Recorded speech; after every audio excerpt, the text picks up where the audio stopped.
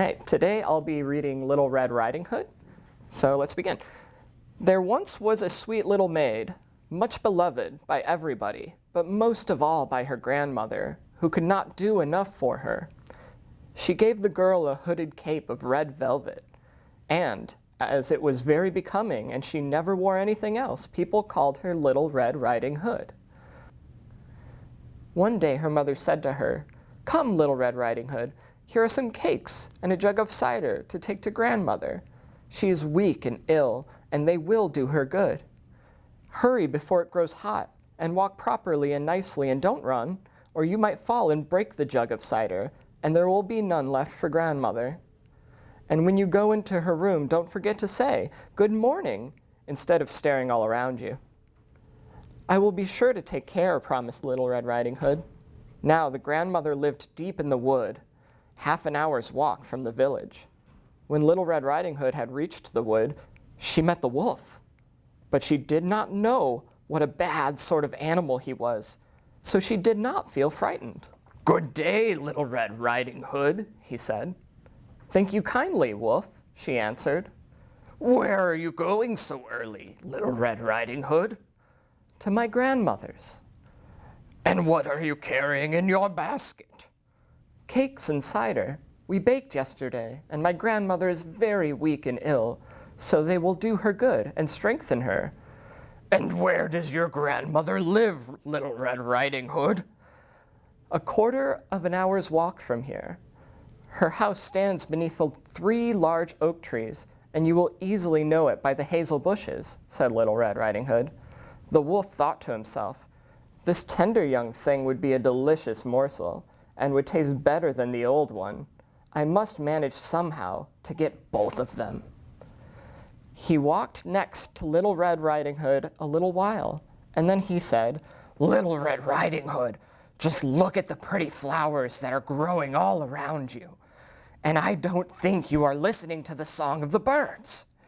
You are walking along just as if you were going to school, and it is so delightful here in the wood."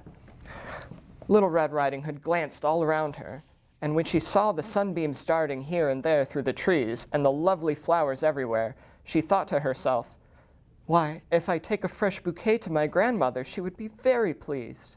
So she ran about in the wood, looking for flowers, and as she picked one, she saw a still prettier one a little farther off, and so she went farther and farther into the wood, but the wolf went straight to the grandmother's house and knocked on the door.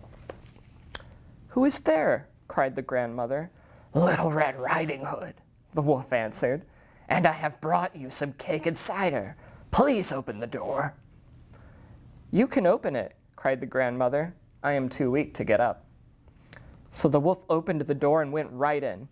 Without saying a word, he walked to the bed and ate up the poor grandmother in an instant, for he had been more than 3 days without food.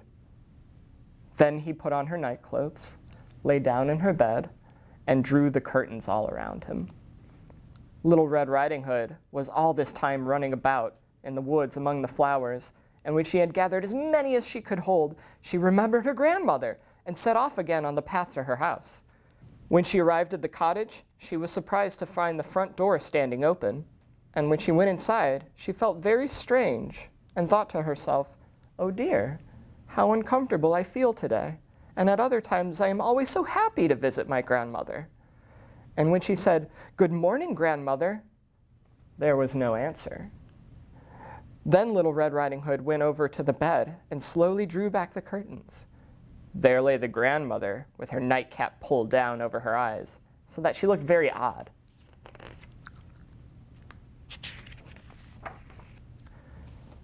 "Oh, grandmother, what large ears you have!" "The better to hear with, my dear."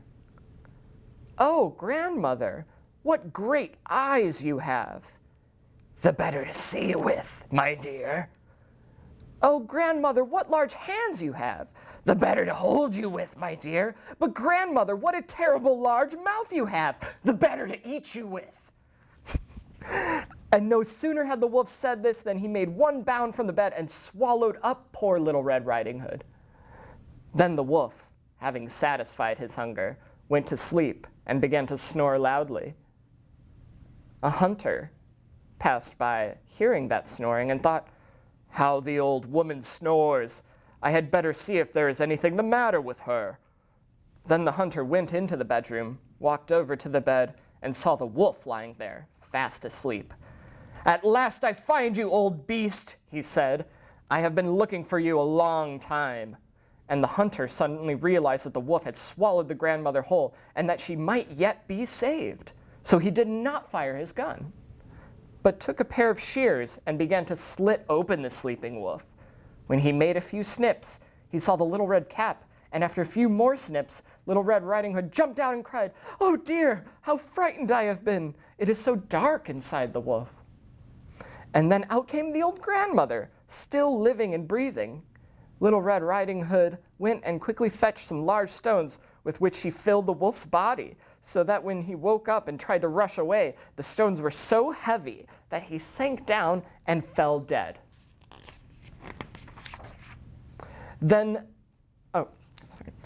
They were all three very pleased. Then Little Red Riding Hood and her grandmother thanked the hunter, who then returned to his hunting in the forest. The grandmother ate the cakes, drank the cider, and began to feel much better. Little Red Riding Hood said to herself that as long as she lived, she would never leave the path and stray about in the wood alone, and she would always do exactly what her mother told her. The end.